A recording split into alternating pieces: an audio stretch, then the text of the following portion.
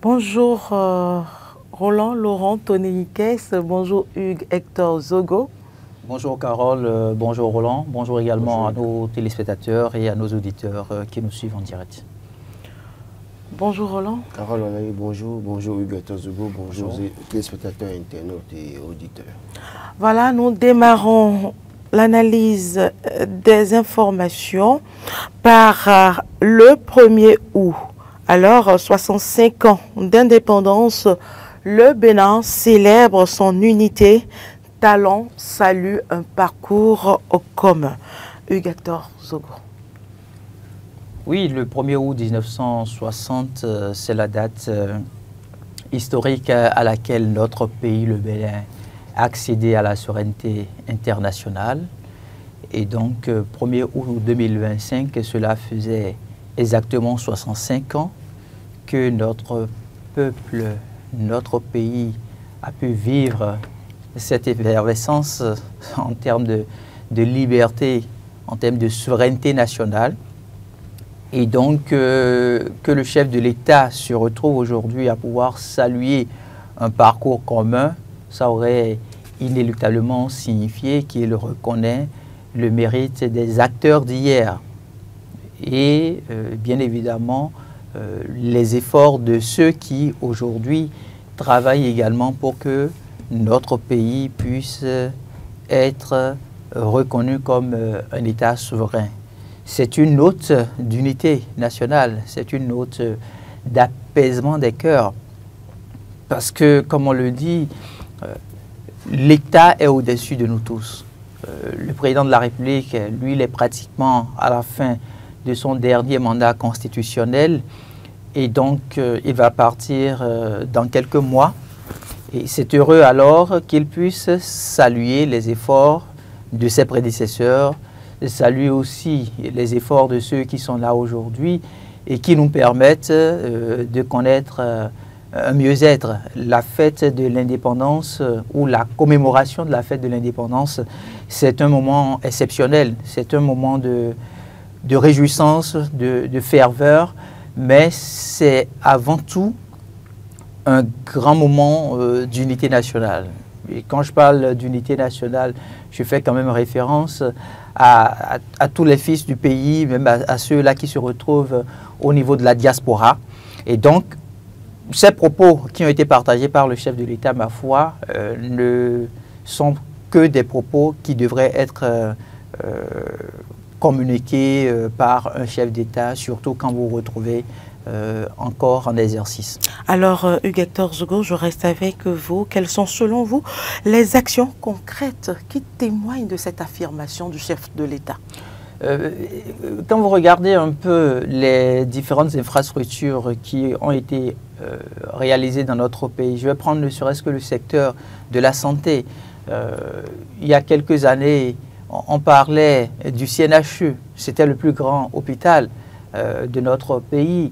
Et ça, il aura fallu que des prédécesseurs travaillent à sa construction. Aujourd'hui, on est en train de parler du chic. Le chic s'inscrit dans le présent. Le CNHU s'est inscrit dans le passé. Le chic s'inscrit dans le présent. Et dans l'avenir, on aura sans aucun doute autre chef d'État qui travaillera aussi à ce que nous puissions avoir quelque chose de meilleur au chic. Donc c'est dire que l'histoire d'un peuple ne se vit pas exclusivement au présent. L'histoire se vit dans le passé, l'histoire se vit au présent, l'histoire se vit dans l'avenir. Donc pour moi, voilà un exemple précis qui démontre quand même que le chef de l'État a bel et bien eu raison de pouvoir partager ses propos avec nous au cours de la commémoration de cette fête d'indépendance. Roland Tonneikes. Oui, je crois que si on s'en tient à ce que disent les textes, et notamment la Constitution du Bénin, c'est la dernière célébration du chef de l'État, Patrice Talon, et donc oui, il fallait quand même avoir un discours conciliant. Et je crois que quand on suit le chef de l'État au thème du défilé militaire, qui demande qu'on le pardonne pour ses insuffisances, je crois que oui, à un moment donné, il faut ramener la barre à la terre. Quoi que vous reprochiez des choses à vos adversaires politiques, à un moment donné, maintenant que vous voulez partir, et puisque vous avez estimé ou souhaité porter un triomphe à la fin de votre mandat, je crois qu'aujourd'hui, ce discours vient à point nommé. Sauf que, à un moment donné, les gens se posent la question de savoir si le pardon que le chef demande, en tout cas, le fait que le chef lui demande qu'on le pardonne pour ses insuffisances, est-ce que ça fera écho chez les concitoyens? Est-ce que ça fera écho chez certains acteurs politiques qui, en réalité, se sont sentis marginalisés, brimés dans leurs droits ou autres, formellement parlant. Donc j'estime véritablement que oui, au-delà de tout, il a fait quand même le premier pas en demandant pardon.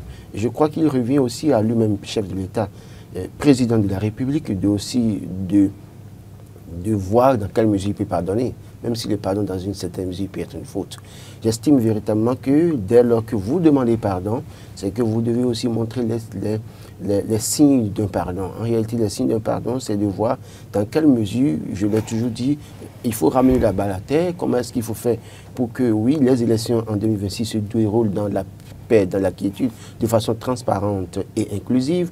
Je crois que c'est les défis auxquels nous sommes confrontés en 2026. Donc, le pardon pour les insuffisances seul ne suffira pas. C'est de poser véritablement des actes pour qu'en retour, les Béninois comprennent que, oui, le chef de l'État a posé les bases d'un pardon et nous n'avons d'autre choix que de le pardonner également.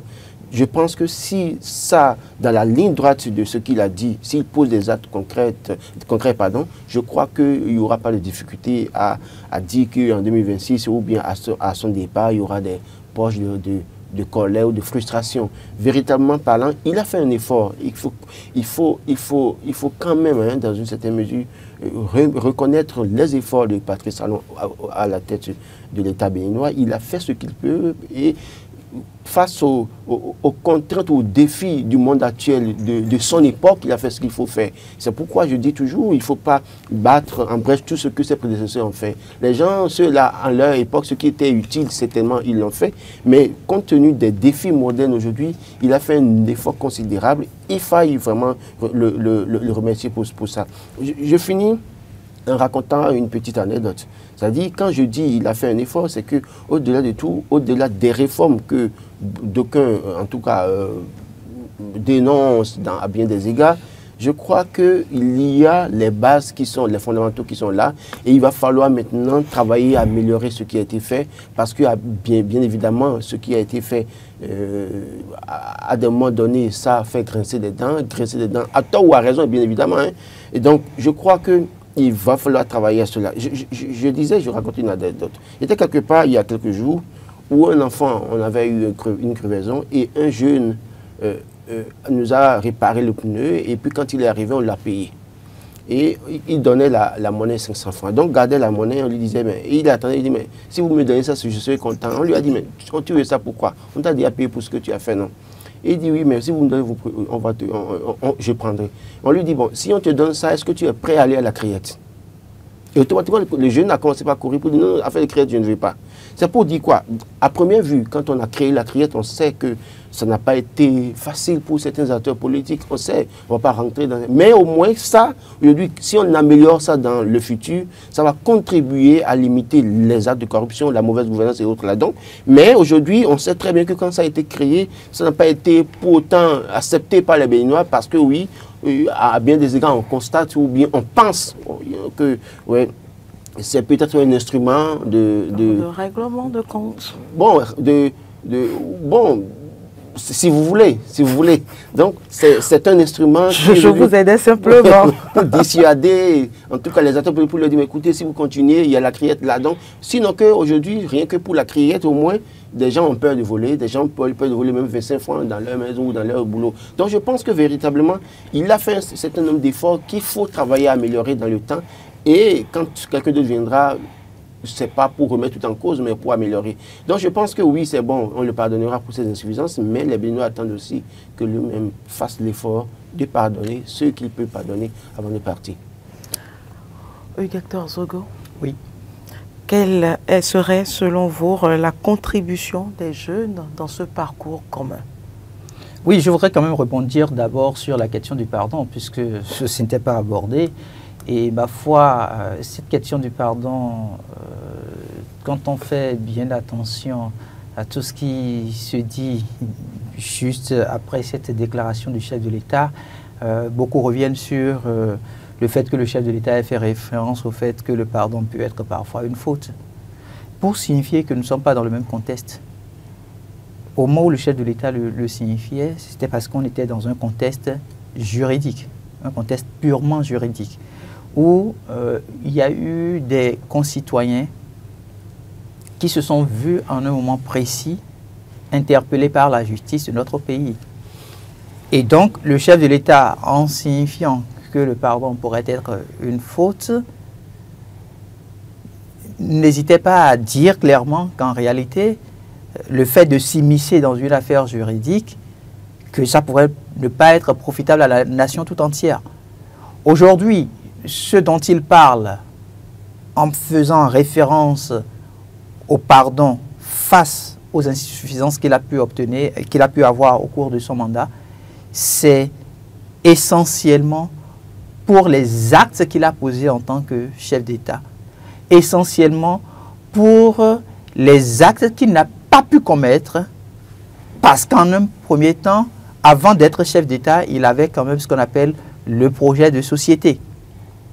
Vous pouvez aujourd'hui prendre l'engagement d'offrir à votre population l'installation de 1000 poteaux électriques.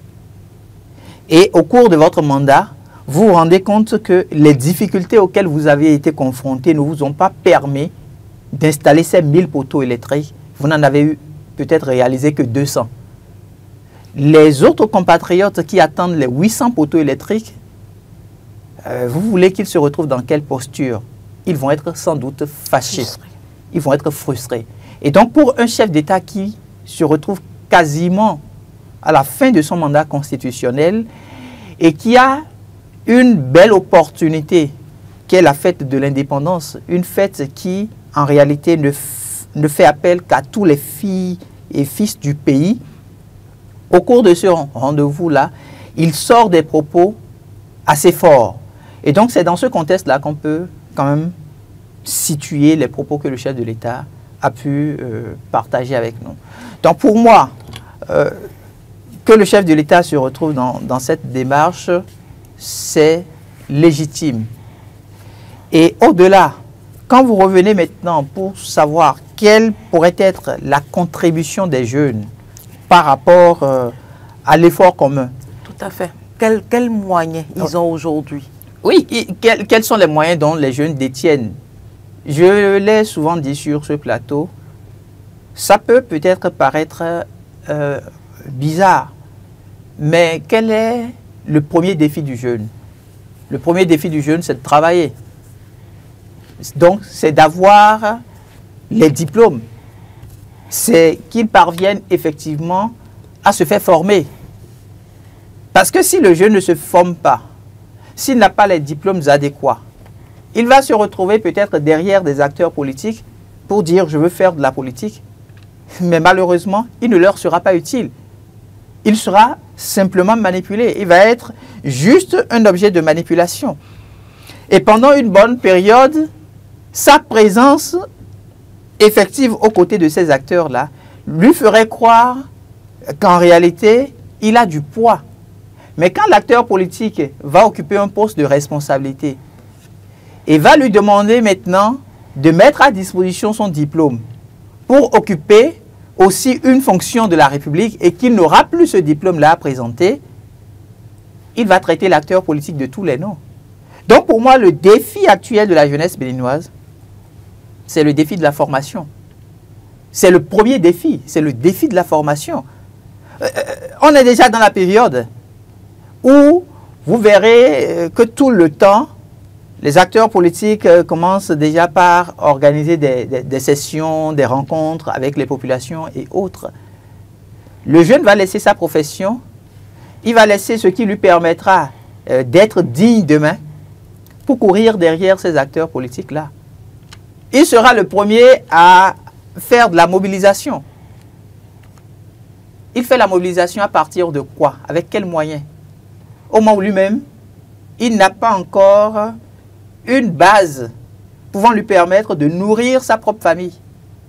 Et demain, Et quand il va finir, il va se retrouver assis et se rendra compte qu'il a perdu tout son temps. De la période d'aujourd'hui jusqu'en janvier, février, mars, avril, pour les prochaines élections, vous verrez que plusieurs jeunes vont perdre de vue leurs objectifs. Que ce soit de l'année 2025, tout comme de la nouvelle année 2026. Ils vont perdre leurs objectifs au profit des objectifs de ces acteurs politiques-là. Et les acteurs politiques, fortuitement, vont se faire élire. Donc, eux, ils auraient atteint leurs objectifs.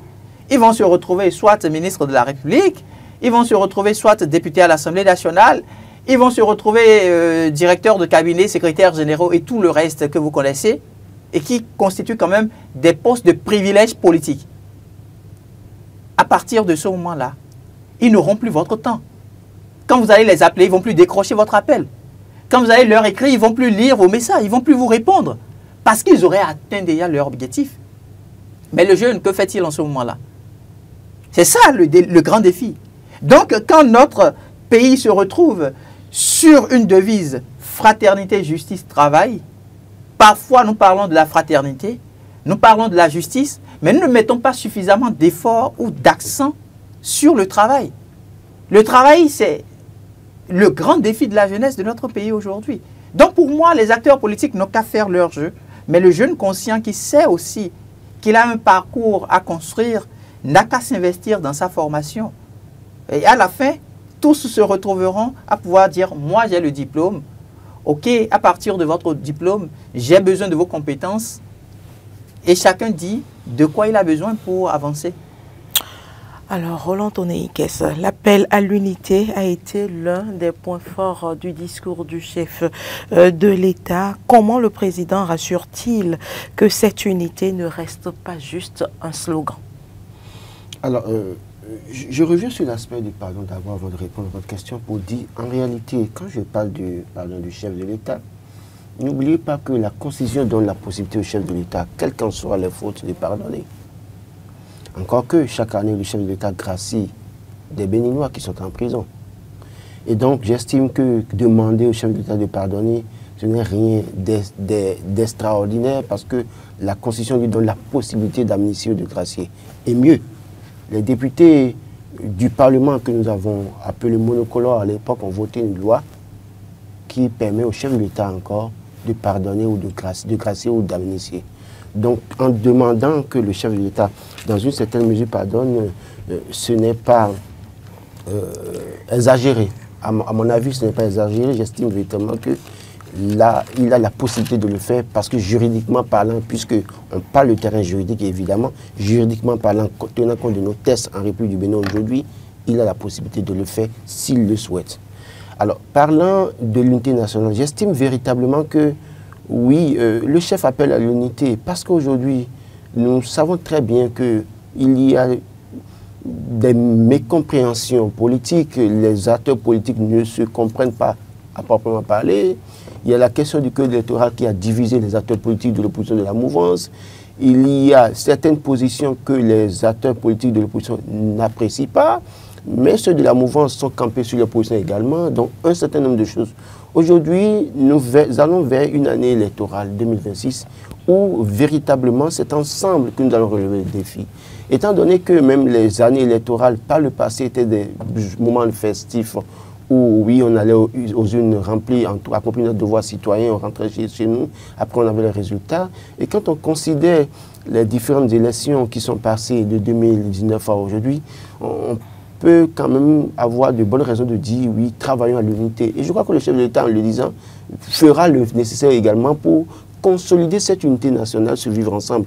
Parce que quand vous voyez des situations qui en arrivent à exclure malheureusement des gens du processus électoral, quand vous voyez des situations où, pour une question de 10% ou non, des gens se retrouvent à être en difficulté, quand vous regardez ce qui se passera en 2026 également, pour une question de 20%, malheureusement, les gens seront en difficulté. Et c'est en cela que je dis que toute l'information politique doit pouvoir quand même prendre l'initiative de défendre cette question-là, de travailler, de dénoncer cette affaire-là, parce que personne ne sera épargné.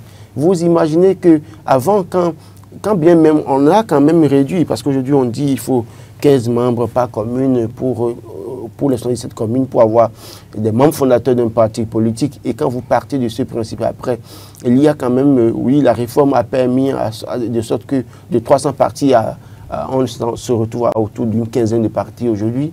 Mais qu'est-ce qui prend si tant ou bien qu'est-ce qui oblige si tant pour qu'aujourd'hui on mette un seuil de 20%, alors qu'en réalité on peut permettre de trouver la formule de donner, d'attribuer les sièges au prorata des suffrages obtenus par des partis politiques. Parce que dès lors que vous justifiez de ce que vous avez les 15 membres par commune, c'est déjà montré que oui, vous avez un ancrage politique national. Parce que c'est ce qu'on veut démontrer à travers la réforme pour dire il faut que les partis soient des partis nationaux. Je suis d'accord. Et donc, en justifiant de ce que vous avez 15 membres par commune, aujourd'hui quand même, on montre réellement que oui, vous avez des gens dans toutes les communes. Mais il se fait que vous pouvez avoir des gens dans une commune et les gens ne voteront pas pour vous. On a vu en 2023 tout ce que le Parti démocrate a fait, mais dans le Koufou, ils n'ont pas pu réussir à avoir grand-chose. Donc, c'est vraiment parce qu'ils n'ont pas d'électeurs pour à proprement parler, un certain nombre de suffrages exprimés dans la localité que forcément, ce n'est pas un parti national. C'est un parti national, sauf que dans certaines régions, les gens ne se retrouvent pas à travers la politique de ce parti politique. Donc, je crois que c'est des choses sur lesquelles toutes les formations politiques doivent se lever, parce qu'au-delà de tout, demain, vous imaginez qu'aujourd'hui, on va aux élections et un parti en arrive à avoir les 20% dans toute l'inscription électorale et a des élus, et qu'après, ceux qui pensent qu'ils sont à l'abri de cette loi, de cette situation, on arrive à se retrouver en difficulté demain, on continuera les mêmes débats. Moi, je trouve que le chef de l'État parle de l'unité, oui, mais l'unité s'accompagne d'actions, d'actes concrets. Et je continue de le dire, le chef est très bien conscient qu'il y a des choses qu'il peut faire pour améliorer ce qui se passe et véritablement consolider le vivre ensemble, l'unité nationale.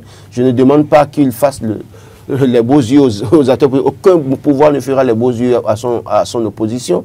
Mais s'il y a possibilité de modifier ou de corriger certaines insuffisances, il vaut mieux et très vite maintenant corriger pour que demain, ça ne nous rattrape pas. Oui, Hector Zogo. Oui, sur la question de l'unité nationale. L'unité nationale ne se mesure pas au travers de l'environnement politique. Je voudrais quand même qu'on s'entende sur ce principe-là. L'unité nationale ne se mesure pas au travers de l'environnement politique. Parce que quand on parle de l'unité nationale, les premiers acteurs qui prennent la parole et qui veulent toujours dire on ne vit pas l'unité nationale, ce sont les acteurs politiques. Et je pense que nous devons arriver à un moment donné à mettre de côté les acteurs politiques et penser aux questions de développement. Il y a des indices que je vais partager avec vous. Il y a par exemple l'histoire commune. Est-ce que le peuple béninois est fier de partager aujourd'hui une histoire commune? La réponse, elle est oui. Quand vous regardez le nombre de compatriotes, par exemple, qui viennent se retrouver au pied de la statue de l'Amazone pour vivre une certaine fierté. Parce que l'Amazone porte une histoire propre à notre pays. Quand vous regardez le nombre de jeunes qui se déplacent aujourd'hui au pied de la statue de Bioguera pour vivre la fierté d'appartenance au peuple béninois, parce que cette statue-là, l'identité qu'elle représente est une histoire commune. Et quand je laisse l'histoire commune pour avancer dans les indices, je vais me permettre quand même de partager aussi avec vous une autre réalité qui, ma foi, est très importante, c'est la langue. Est-ce qu'à travers nos langues aujourd'hui, nous vivons une certaine fierté en tant que peuple béninois? La réponse, elle est oui. Et pour preuve, vous avez vu la communauté Adja qui nous a sorti l'hymne national. Il y a quelques années en arrière, on ne pourrait jamais imaginer écouter l'hymne national du Bénin en langue Adja. Tous ceux qui se sont déplacés, par exemple, le jour du défilé, au 1er août, ne sont pas de la communauté Adja. Mais quelle n'a pas été l'effervescence, quelle n'a pas été la fierté d'avoir entendu les quelques mots prononcés en langue Adja. Donc ça voudrait dire que la question de l'unité nationale, elle est plus profonde que ce que nous pensons sur le plan politique.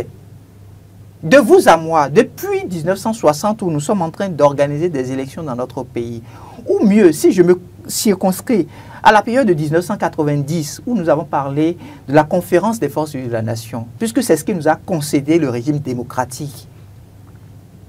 Est-ce qu'il est arrivé une seule fois où les acteurs politiques se sont entendus sur le code électoral? Moi, je ne connais pas cette année-là où l'opposition a pris la parole pour dire oui, bravo, ça c'est le meilleur code électoral que nous avons, allons aux élections. L'opposition est toujours restée dans cette posture-là pour dire oui, le code électoral ne nous permettra pas d'obtenir ci ou ça. Et ça, c'est le rôle de l'opposition, on ne peut pas le leur dénier. Donc ce n'est pas parce qu'aujourd'hui, la question du code électoral revient sur tapis qu'on va penser un instant que le peuple béninois ne vit pas l'unité nationale. Je viens de vous donner des exemples précis et j'irai encore loin pour vous parler par exemple de la culture et des traditions. Je préfère toujours donner des éléments factuels. Culture, tradition. Je me réfère à la Gani. Aniki. Le citoyen béninois qui se retrouve à Cotonou et qui n'a même pas eu l'occasion de se déplacer une seule fois dans la localité qu'on appelle Niki, dès qu'on parle de la Gani, sent une certaine fierté. Comment vous l'exprimez? Est-ce que vous posez la question de savoir qu'est-ce qui fait cette force-là? C'est la force de l'unité nationale. Donc, les indices qui permettent quand même d'apprécier ce qu'est l'unité nationale dans un pays, nous les connaissons. Est-ce que nous avons des institutions communes au Bénin? Quand nous prenons la Cour constitutionnelle, est-ce qu'elle est commune? Quand nous prenons la Haute Cour de justice, est-ce qu'elle est commune? Quand nous prenons l'Assemblée nationale, est-ce qu'elle est commune? Quand nous prenons même le pouvoir exécutif qu'incarne le président de la République, est-ce que c'est une institution commune? Oui. Donc à partir de ce moment-là, nous n'allons pas rentrer dans le jeu des acteurs politiques, en l'occurrence ceux de l'opposition. L'opposition, nous savons partout au monde comment est-ce que l'opposition se vit. Moi, je suis désolé, mais la grande question que je me pose parfois, c'est de savoir, l'opposition dont on parle, qu'est-ce qu'elle nous apporte comme plus-value aujourd'hui au Bénin? Comment est-ce que vous pouvez comprendre que des acteurs qui se réclament filles et fils d'un pays puissent manquer d'être présents à la fête de l'indépendance de votre pays? On va en parler, mais j'ai envie de poser une question. Oui, allez-y. On parle des réformes. Et vous l'aviez bien situé. On parle d'unité nationale. Vous dites que ça ne se limite pas qu'à la politique. Je suis parfaitement d'accord avec vous. Mais pensez-vous que le gouvernement de la rupture, ce gouvernement de Patrice Talon, a pu concilier la rigueur économique et la justice sociale tout au long de son mandat? C'est une très belle question que vous me posez. La rigueur économique et la justice sociale, c'est la meilleure question que vous posez sur votre plateau. Et pour cause, vous avez vu le nombre de compatriotes, ministres d'hier, n'ont pas le courage de venir répondre devant la justice béninoise de leur gestion. Je vais vous donner un exemple précis, parce que j'aime le factuel. Prenez Komi Koutié, ancien ministre de l'économie, super ministre, je me permettrai même de dire. Vous connaissez sa région? Dans sa région, à la date d'aujourd'hui, des concitoyens à vous et moi manquent de ce qu'on appelle l'eau potable. Dans sa région, des concitoyens à moi manquent de ce qu'on appelle une école primaire et parcourent des kilomètres d'abord avant de se rendre à l'école. Et pourtant, aujourd'hui, il vit sur quoi? En fait, si nous voulons faire les vrais débats, si nous aimons effectivement ce pays, il faut qu'à un moment donné, nous puissions nous départir et nous dire la vérité. Et c'est pourquoi parfois, je ne comprends pas le chef de l'État, quand il n'accepte pas que les différents acteurs puissent se retrouver autour d'une même table et se dire la vérité. Parce que se dire la vérité autour d'une même table, voilà le nœud. La réalité de la justice économique et sociale. Des gens qui hier n'avaient pas la possibilité de se construire une seule maison se retrouvent en intervalle de 5-7 ans à être multimilliardaires. Par quelle alchimie ça se passe? Vous voulez que... Ne l'a-t-on pas observé sous la rupture? Mais écoutez, les différents acteurs aujourd'hui qui se sont permis d'aller sur cette piste-là, Roland l'a dit, ils sont passés devant la criette. Eux tous? Mais si vous en connaissez, c'est pas à moi de laisser non, sur ce plateau. Si vous en connaissez, vous voulez dire que tous ceux qui ont amassé de l'argent sont sous les... Je voudrais que nous ne puissions pas nous retrouver sur les rumeurs. Si vous connaissez un acteur, qu'il soit directeur général, qu'il soit ministre de la République, en tout cas, quelqu'un qui a occupé un poste de responsabilité et qui a détourné des fonds, la justice ne l'a pas interpellé, donnez son nom, nous allons faire le débat. Ça ne veut pas dire que quand on prend le régime du président Patrice Talon, tout est parfait.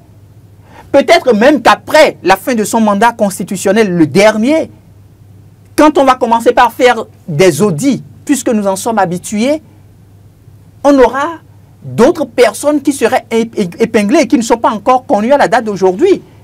Mais le grand défi, c'est quand on fera ces audits, qu'on ne laisse pas les résultats des audits dans les tiroirs, qu'on puisse sortir effectivement les audits, qu'on mette les audits à disposition de la justice pour que la justice fasse son travail. Moi, j'ai rien contre le fait que quelqu'un qui a détourné de l'argent, qu'il puisse ne pas répondre de ses actes. Je ne sais pas ce que ça m'apporterait, puisque moi, je ne détourne pas. Et je ne peux pas permettre à ce que l'argent qui appartient à toute une nation, on puisse se permettre de détourner ces fonds-là. Donc c'est une question, vous l'avez dit, c'est une question de justice sociale. Mais au même moment où c'est une question de justice sociale, il faut aussi une justice économique. Nous n'allons pas parler de la justice sociale sans la justice économique. Les différents acteurs, qu'ils soient aujourd'hui de la mouvance. Est-ce que ça a été une réalité?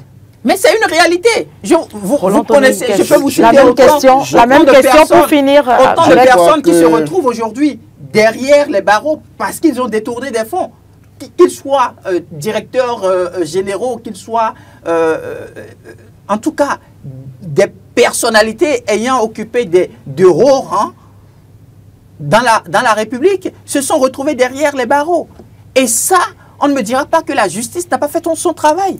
Donc c'est pour vous dire que quand on parle d'unité nationale, pour me résumer, ce n'est pas exclusivement le bon vouloir des acteurs politiques. J'ai posé la question, vous avez essayé de fuir. Est-ce que c'est normal? C'est moi qui pose les questions sur ce plateau. Est-ce que c'est normal que des acteurs qui se réclament de l'opposition, qui réclament à corps et à travers un statut, manquent de répondre présent à une fête nationale? Après la question, vous y répondez très rapidement pour que je passe la parole à Roland Tonei-Ikes. Moi, je crois que nous n'allons pas faire la confusion entre indices de développement, réalisation et fondamentaux de l'unité nationale. Je ne suis pas en train de faire de la confusion entre les indices. Roland la parole. Je vais laisser parler. Roland la parole. Roland la parole. Faire une confusion entre indices de développement, réalisation et fondamentaux pour l'unité nationale. On peut bien travailler à développer son pays, mais créer des situations de mécompréhension avec les acteurs politiques. Et aujourd'hui, c'est parce que les Béninois sont nombreux à aller. Moi-même qui suis ici, je suis allé à la place de Mazou plusieurs fois. J'ai fait des photos, j'ai amené beaucoup de personnes là-bas. Mais ça ne veut pas dire que tous ceux qui vont là-bas sont d'accord avec le chef de l'État. Encore que ce sont nos sous qu'on a utilisés pour réaliser la statue de l'Amazon. Donc, tout Béninois doit pouvoir se retrouver à travers cette réalisation-là. Et c'est notre histoire. C'est pas parce que j'ai félicité ce que le chef d'État a fait, a gagné la semaine dernière, que oui, sur certains points, si ça ne va pas, je ne vais pas pouvoir le dire. Je pense que véritablement, le chef de l'État a travaillé. Il faut l'avouer. Moi, je ne suis pas dans le rang des acteurs politiques qui veulent tout peindre en noir. Mais au-delà de tout, je constate qu'il y a des situations. Et quand j'évoque la question du code électoral, j'ai donné l'exemple. Si aujourd'hui, je prends le parti Moël Bénin, qu'on arrive à faire carton plein à Dassa, exemple simple que je donne, mais qui évidemment n'a pas réussi à avoir les 20% dans les autres élections électorales, mais quand même ils ont fait un effort aujourd'hui, il ne peut pas avoir un seul député au Parlement, c'est ça qui m'intéresse. Et je pense que c'est un fondamental pour l'unité nationale. Que les acteurs politiques, eux, tous se retrouvent à travers, au thème d'une élection, que tous les acteurs politiques se retrouvent pour dire oui, nous avons fait un effort, voilà ce que ça nous a donné. Quand je me réfère à l'exemple de 2020, avec le PRD à Porte-Nouveau, qui a réussi à avoir 5% au plan national, qui a fait carton plein à Porte-Nouveau, mais qui se voit obligé d'être mis à côté pour que ce soit l'UP le renouveau qui prenne la mairie de Porte-Nouveau alors qu'ils n'ont pas fait n'ont pas eu un grand résultat dans la commune. Ça, est-ce que ça consolide l'unité nationale? Je pense que non. Donc je crois que sur ces questions-là, véritablement, que nous devons pouvoir comprendre que le développement, oui, les réalisations, oui, mais s'il y a un effort à faire pour améliorer les choses, il faut améliorer. Quand on parle de Komi Koutié, on a tous suivi le procès. À un moment donné, Komi Koutié a dit, mais vous me reprochez quoi? Et à un moment donné, les gens ont fouillé, n'ont pas trouvé à bien des égards dans bien des dossiers qu'on a sortis le concernant. Les gens ont fouillé, mais malheureusement, ils n'ont pas trouvé grand-chose. Mais on sait comment est-ce que ça a abouti après les situations. On a vu comment il a été interpellé à Barcelone. On a vu comment celui qui était son avocat est devenu subitement ministre de la République. On connaît tout ça. Moi, je pense qu'on ne va pas rentrer dans certains détails. Je crois qu'à un moment donné de l'histoire, on saura qui a bien fait et qui a mal fait. Le régime de Yahi Boni, quand ils étaient là, ils nous disaient que tout va bien, qu'il n'y a pas de corruption, qu'il n'y a pas de mauvaise gestion. Mais quand ils sont partis, c'est bien, eux tous ne sont pas des saints. On a pu retrouver des gens qui ont eu des problèmes. Et ça a été prouvé. Pour d'autres, on a vu, il y a eu beaucoup de situations, de retournements de situations, et finalement, on a vu des condamnations. Mais je pense qu'aujourd'hui, quand on se réfère encore à une déclaration d'un ministre sauté il y a quelques jours, il y a des motifs de se dire, n'allons pas vite en besoin, attendons de voir si quand ce régime va partir, que quelqu'un devra prendre la main, tout sera aussi clean. Parce qu'au-delà de tout, à un moment donné, nous allons apprécier, nous allons dire que c'est bon. D'ailleurs, personne ne peut se jeter la pierre à lui-même. Ce n'est pas possible. Même si ça ne va pas, à des moments donnés, on est obligé, puisqu'on dit en fond, je l'ai toujours dit, le ouïan vers ouïan. Il y a des dossiers qui seront connus sur la place publique, où les gens seront en prison, mais il y a des dossiers pour lesquels peut-être il se peut qu'on n'ait pas une petite dose d'information et que c'est après que cela se révèle au grand public. Moi, je pense que c'est quelque chose à faire. La question de... Oui, écoutez, dans toute localité, quand on parle de... Quand Hugues Zogo parle de l'eau potable à Tokolibé ou je sais quoi, à Bante et autres là, l'eau potable, c'est un défi aujourd'hui. Le gouvernement de la rupture a fait un effort considérable. Mais dans bien des localités, j'étais à Drazopa, à Boumeclavi, côté opposé de Chic, hier, dans cette zone-là, une zone lotie il y a 25 ans, les gens n'ont pas encore l'eau potable. C'est à vérifier, hein. Zopa, ce côté opposé, derrière l'hôpital de zone et derrière le tribunal. Une zone lotie il y a 25 ans. Et quelqu'un dans la zone veut de l'eau potable, on lui a fait un devis de plus d'1 million. Ça existe, c'est là. Donc pour vous dire que on ne va pas peut-être s'attarder sur ce truc-là. Moi, je pense que oui, c'est vrai que dans bien des localités, il faut travailler à donner de l'eau potable. Mais le défi, parfois, et c'est en cela que je dis que, pour une fois, le chef d'État a osé. Tous les chefs d'État qui sont passés, de Kérékou, en passant par Soglo et venir à Boniaï, ils ont eu du mal à investir dans leur localité parce que le Béninois dit oui, et Dougan dit il arrange des choses chez lui. Le général Mathieu Kou n'a pas eu le courage de le faire. Nissévo Soglo, président, n'a pas eu le courage de le faire à Boumé. Boniaï, président, n'a pas eu le courage de le faire à Tchaouro. Parce qu'à un moment donné, même, on leur collait chacun des histoires. Mais le chef de l'État, Patrice Talon, il est de William. Dépasser cela. Écoutez, toutes les localités s'équivalent. Même si je suis dans la et que je suis chef, je dois penser aussi à ma localité. Quoi que vous disiez, au-delà de tout. Donc, ça veut dire que n'importe qui vient maintenant, demain, peut faire. Donc, il faut comprendre aussi que dans un contexte donné par le passé, les gens avaient du mal parfois à aller faire des grandes choses. En dehors de quelques ministres, je ne vais même pas citer son nom parce que ça va être comme si je fais de la fixation sur lui. Mais il y a en dehors de quelques personnalités qui ont osé le faire, mais ce qui leur a d'ailleurs coûté à l'époque leur pouce. Donc je pense qu'au-delà de tout, nous sommes d'accord que beaucoup de choses ont été faites. Je le reconnaîtrai toujours. Mais s'il y a des fondamentaux de l'unité nationale qui sont touchés, et s'il y a la possibilité de nous revoir, de discuter, au coup le chef d'État peut prendre des décisions, poser des actes pour consolider l'unité nationale, je pense que le moment est plus que jamais arrivé de le faire. Et je vais reposer ma question. Est-ce que vous pensez que le Patrice Talon a su concilier la rigueur économique à la justice sociale tout au long de son mandat? Rigueur économique, je l'ai dit tout à l'heure, il a fait un travail. La criette est là. On a vu des cas de sa gouvernance devant la criette. On ne dira pas le contraire.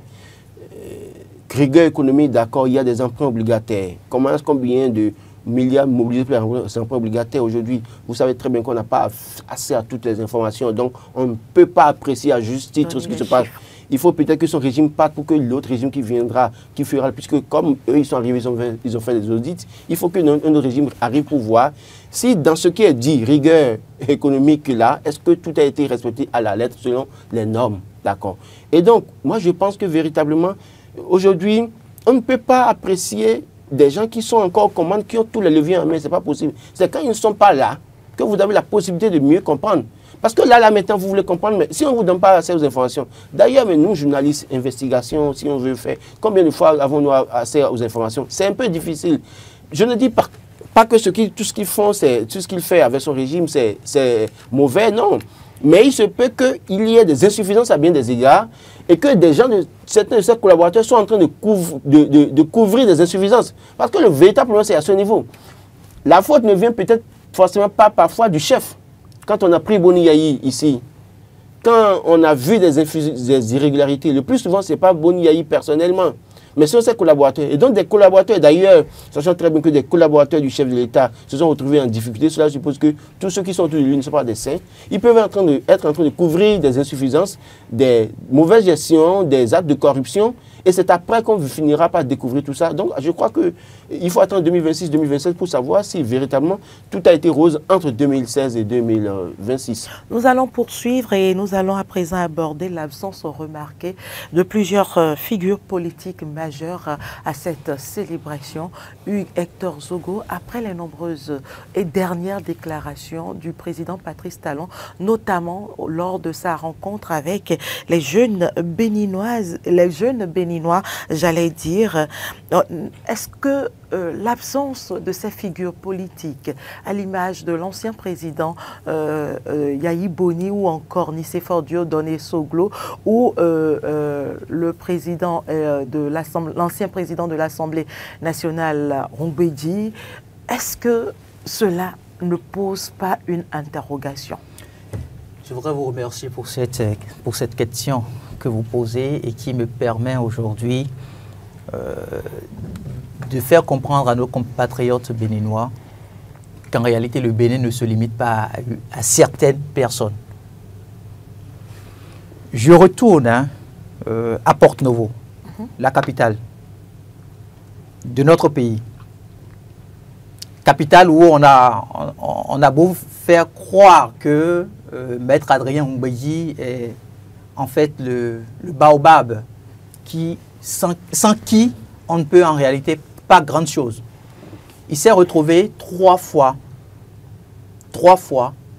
au perchoir de l'Assemblée nationale, c'est-à-dire 3 fois président de l'Assemblée nationale. Mais de vous à moi, dites-moi ce que Porto-Novo a pu bénéficier. Il a eu la main, maire, député, en majorité, dans la région. Mais qu'est-ce qu'il a pu faire pour Porto-Novo? À la limite, quand vous deviez vous rendre à Porto-Novo, c'était une insulte. On se posait la question de savoir est-ce que nous étions vraiment à la capitale. C'est ce qui d'ailleurs a fait que beaucoup ont pensé un instant que Cotonou se retrouvait être la capitale du Bénin. Fort heureusement qu'on ajoute l'aspect économique quand on veut parler de Cotonou. Ne soyons pas un peuple amnésique. Les réalités sont là. Le PRD a eu Porto-Novo pendant plusieurs années, mais qu'est-ce que le PRD en a fait? Qu'est-ce que le PRD a pu réaliser en termes de transformation d'infrastructures? Et pourtant, ça fait combien d'années que le maire Charlemagne Coty se retrouve à la tête de Porte-Novo. Yann Coty, pardon, se retrouve à la tête de Porte-Novo. Donc pour moi, en fait, à un moment donné, quand vous avez tout donné et vous pensez avoir tout donné, il faut avoir le courage de le dire. Le chef de l'État l'a dit. Je ne sais pas si ceux qui sont en train de lui mettre la pression pour dire faire un 3e mandat là, je ne sais pas s'ils ont pris le temps de bien l'écouter. Il dit, tout ce que j'ai porté comme vœu pour mon pays, je crois l'avoir donné. Ça veut dire qu'il reconnaît aujourd'hui ses limites. Et même s'il se retrouvait encore à la tête de notre pays pour un 3e mandat, il ne fera plus rien d'extraordinaire qui puisse retenir l'attention du Béninois. Et donc par conséquent, pourquoi vouloir rester? Il faut partir. Donc pour moi, c'est ça qui a manqué à nos leaders à un moment donné. Maître Adrien Oumbeyi se retrouver à Cotonou pour vivre la fête de l'indépendance, ça aurait été une grande fierté. Une très grande fierté d'unité nationale. Mais les querelles politiques font que les gens restent toujours dans de petits calculs. Si j'y vais... Justement, n'est-ce pas une forme de protestation? Quelle protestation? De quelle protestation vous parlez? Je vous ai donné l'exemple. Je vous ai dit Porte-Novo est resté pendant plusieurs années dans les mains de PRD. Ils n'en ont rien fait. Aujourd'hui... Ce n'est pas que... Aujourd'hui, est-ce que vous êtes fiers quand vous voyez Porte-Novo? La transformation de la capitale Porte-Novo, est-ce que vous en êtes fiers tout au moins? En tant que fille béninoise? Oui! Ne nous leurrons pas. On a tous attendu que Porte-Novo, notre capitale, se transforme. Mais c'est un parti politique qui s'est retrouvé aujourd'hui à la tête de la commune. Et qui a pu, à travers le leadership permis au pouvoir en place, d'offrir ça là, à Porte-Novo. Mais quand on gagne le pouvoir d'État, c'est pour l'exercer. C'est pour démontrer de quoi on est capable. Donc pour moi, que le PRD ait été présent, parce que quand je vois Maître Adrien Oumbeyi présent au défilé, c'est le PRD que je vois. Encore que le PRD, sur le plan institutionnel, n'existe plus. Maintenant, qu'il a été présent ou pas, on n'a plus besoin aujourd'hui du PRD. Ce n'est pas que le président Oumbeyi. Mais donnez-moi un autre président qui n'a pas été présent. Mais il y a le président Yahi qui n'était pas présent. Il y a le président Dieudonné Soglo qui n'était pas présent. Pourquoi vous voulez que le président Yahi... Pourquoi vous voulez que le président Yahi soit présent le 1er août? C'est pas moi qui veux, c'est un constat. Oui, et je demande votre lecture sur ce constat. Oui, la lecture, je la partage avec vous. Pourquoi vous voulez qu'il soit présent alors que le chef de l'État ayant rencontré des jeunes tout récemment, en fin de semaine dernière... Justement, j'y ai fait allusion en vous posant la question. Le chef de l'État a rencontré des jeunes. Et en tant que chef d'État, il fait une déclaration pour dire « Je parle avec mon prédécesseur. J'écris avec mon prédécesseur. » Mais c'est pas un signe d'unité nationale. On a aussi entendu la réponse. Mais attendez, pourquoi vous ne me laissez pas aller au bout de mon développement? Allez au bout. Non, on est contraint par le temps. On est contraint certes par le temps, mais si vous voulez comprendre la lecture que je fais, il faut que je puisse vous donner des éléments précis. Allez-y. Quand le chef de l'État se permet de dire « J'appelle mon prédécesseur » ou « Mon prédécesseur et moi, on s'appelle, on s'écrit ». C'est ce qui devait normalement justifier sa présence pour la célébration du 1er août. C'est ce qui devrait normalement être. Voilà. Un président en exercice et son prédécesseur doivent pouvoir se parler.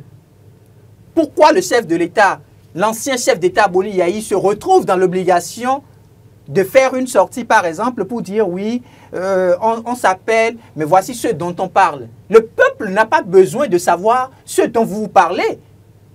Parce que tous deux, vous aviez assumé la fonction de président de la République. Roland l'a dit tout à l'heure, il y a des dossiers qui ne seront jamais connus du peuple. Et c'est vrai. Pourquoi il sort? Donc pour lui, aujourd'hui, s'il se déplace encore pour être au 1er août, on va tout de suite penser qu'il y a une certaine harmonie entre le chef de l'État en exercice et lui. C'est une erreur politique. C'est une erreur politique. Boni Yahi aurait pu se déplacer et être présent à la tribune officielle. Ça aurait pu l'honorer en tant qu'ancien chef d'État. Mais le problème aussi, c'est quoi? Ce n'est pas forcément le président Boni Yahi, hein. Ce n'est pas forcément lui. Ce sont les différents acteurs Tout comme nous trouvons parfois que ce n'est pas forcément le chef de l'État, Patrice Talon. C'est de la même manière qu'il y a des acteurs à côté. Non, monsieur le président, si vous allez là-bas, ils vont utiliser votre image, ils vont faire ci, ils vont faire ça. Le Bénin n'a pas besoin de ça. La preuve, il a été absent. Mais est-ce que la fête a été belle? La fête a été belle. En son absence, on a chanté l'hymne national en Adja. Il aurait pu vivre ça en tant qu'ancien chef d'État. Il aurait pu vivre cette fierté. Il aurait pu vivre ce moment exceptionnel. Que dira-t-il désormais au peuple Adja? Quand il va se retrouver avec la communauté Adja pour la campagne, il leur dira quoi? Anna Fambo n'est pas représentante du Adja. Anna Fambo qui a exécuté l'hymne national n'est pas représentante des électeurs Adja. Et non, écoutez, non. C'est une question que j'ai posée. Oui, justement. Mais Anna Fambo qui a exécuté l'hymne national, que j'apprécie très bien également, n'est pas la représentante des électeurs Adja. En tout cas, Roland Toneiké, sur la question, prononcez-vous très rapidement. Je crois que véritablement, il ne faut pas qu'il ne nous échappe pas que sous Boni Yayi, des acteurs politiques ont boycotté le 1er août au service d'une certaine opposition. Et aujourd'hui, si une certaine opposition décide de boycotter le 1er août aujourd'hui, quel procès veut-on leur faire? C'est pour ça que je dis oui, justement. S'il y avait véritablement l'unité nationale et qu'on s'entendait, en réalité, il n'y a pas de motif que les gens boycottent. Et vous avez bien fait de citer la question de l'image. Mais écoutez, on a vu Guy Mitokpe au palais. Mais la première photo qui est sortie de cette rencontre, c'était Guy Mitokpe aux côtés du chef de l'État en train de sourire. Et je ne vais pas citer certains dans la communication gouvernementale qui ont publié cette photo avec des commentaires. Mais ce serait bien qu'on en parle. Non, justement, puisque ça m'intéresse aussi ce débat. Il ne nous a pas échappé de voir que des gens dans la communication gouvernementale ont été les premières personnes à balancer cette photo avec des commentaires. Pour moi, à la limite, tendancieux. Mais si c'est comme ça, personne ne voudra qu'on utilise son image pour manipuler. Son image pour manipuler. Donc les acteurs politiques sont dans des calculs. Vous pensez un instant que Guy Mitokpe se rendant au palais de la présidence pour rencontrer le président de la République ne savait pas qu'on exploiterait son image? Non mais pas vous savez ce dont je mais on veut exploiter votre image. On est en communication politique. Est-ce que c'est une rencontre politique? La rencontre a été politique. Vous êtes d'accord avec ce dont je parle? Je ne vais pas citer, mais vous savez très bien celui dont je parle et la publication qui a été faite. Oui, mais ce dont je parle, nous sommes dans une communication politique. Oui, mais ce n'est pas une communication, institutionnelle. Ça veut dire que les autres aussi ont raison de ne pas vouloir aller là-bas pour que leur image soit utilisée dans une communication politique. C'est pas un problème. Si la fête de l'indépendance aujourd'hui devient une image politique, ça pose un problème. Non, mais le problème, c'est justement ça, Huguette Sogo. En fait, il semble qu'il y a des choses sur lesquelles nous n'avons plus assez de temps. La question, si, il y a en réalité. Ce serait bien qu'on est-ce que j'ai encore beaucoup de questions? Est-ce que Boni Yayi et Nicéphore Soglo ont toujours boycotté les premiers? Ils ont participé à des fêtes. Mais pourquoi est-ce qu'actuellement, et quand je prends l'exemple de Adrien Bodi que vous avez si bien donné, il est dans la mouvance, il était dans la mouvance. D'accord? Il a quitté? Donc, bon. Puisque vous avez dit qu'il était. Oui, mais j'ai dit il était. Donc finalement, c'est à lui de nous confirmer s'il est toujours de la mouvance ou pas. J'ai été très stratège en disant il était. Donc, pour vous dire quoi? Aujourd'hui, il a fait un certain nombre de dénonciations pour dire que ça ne va pas. Il a dit, et pour lui, il pense que si on vient de régler ces problèmes-là, oui, il serait d'accord avec le régime en place. Vous voulez qu'il vienne, que lui aussi là, le chef d'État vienne chez lui, c'est la main qui sont en train de sourire. En le tapotant dans le dos. Dans le dos, et puis on prend l'image et qu'on dise que oui, mais Adrien Bodi a fini par comprendre qu'il faut rentrer dans les rangs. Vous voulez que... En fait, c'est eux, ils ont appris à faire ça. Tout le temps, les acteurs politiques, ils l'ont fait. Et ils ne veulent pas qu'on leur fasse ça. Parce qu'ils ont déjà vu, cette même semaine-là, comment est-ce que l'un des éléments de l'opposition, son image a été utilisée, avec tous les commentaires. Vous suivez un peu les réseaux sociaux, vous voyez comment est-ce que les communicants du gouvernement utilisent cette image et quel débat se fait autour de cette image. Moi, je pense que véritablement, les acteurs politiques ont le libre choix. Roland, pour finir très rapidement, on est en train de prendre 10 minutes sur... Ce n'est pas encouragé, véritablement, on n'aimerait pas voir de telles situations où les acteurs politiques, notamment les anciens chefs d'État et l'ancien président de l'Assemblée nationale, boycottent la fête nationale. Mais si ceux qui sont de l'autre côté sont conscients qu'il y a des choses à corriger. Pour que demain, on soit tous ensemble autour assis ensemble pour suivre le défilé militaire, je pense qu'il faut le faire. Et je crois que ma foi, qu'ils sont bien conscients qu'il y a des choses à améliorer pour que demain, à 2026, si c'est le défunt de Patrice Talon qui prend le pouvoir, que Boni Yayi vienne s'asseoir poursuivre, que Nicéphore Sego vienne s'asseoir poursuivre, que Adam Bedi aussi ça vienne s'asseoir poursuivre. Donc si on peut corriger des choses, corrigeons-les maintenant, plutôt que d'attendre que ça prend d'autres tournures. J'espère simplement que leur absence a pu corriger tout ce qu'ils revendiquaient. Non, mais justement, si ce n'est pas fait, ça voudrait dire qu'ils n'ont pas pu atteindre leur objectif. Parlant de l'unité nationale, est-ce que cela ne vient pas contredire les propos du chef de l'État, réellement parlant? En quoi ces propos? Non, moi je ne dis pas que ça contredit les propos du chef d'État. Le chef d'État pas d'unité nationale. Moi j'ai été clair, il faut que les fondamentaux, s'il y a des actes à poser, concrets à poser, pour renforcer et consolider les... C'est une forme de protestation politique. Et les acteurs politiques dont on parle, au cours de cette année 2025-là, ont toujours mis sur la table des revendications, des doléances. Donc je crois que si le chef de l'État peut écouter une fois la classe politique, surtout qu'il est en train de partir et qu'il est fort clos pour les élections à proprement parler, c'est que véritablement, il peut les écouter et faire en sorte que la tenance en 2026 soit une fête pour les Béninois et qu'on n'assiste pas aux événements malheureux de 2019, 2020, 2021. Merci. Merci Roland Tonné-Ikes, merci Hugues Hector Zogo.